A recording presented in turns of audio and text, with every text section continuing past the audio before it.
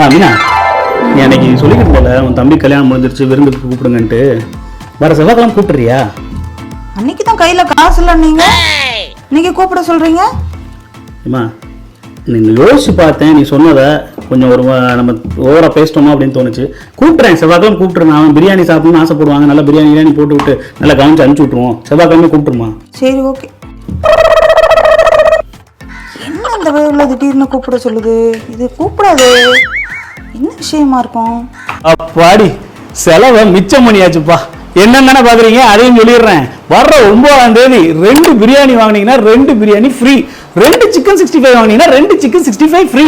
எங்க கேக்குறீங்க? நம்ம ராஜபாளையம் காரசாரத்துல தாங்க 4வது வருஷம் அனிவர்சரி ஆஃபரா இந்த விஷயத்த சூப்பரா கொடுத்துட்டு இருக்காங்க. உடனே ஸ்கிரீன்ல இருக்கிற நம்பருக்கு புக் பண்ணிக்கோங்க.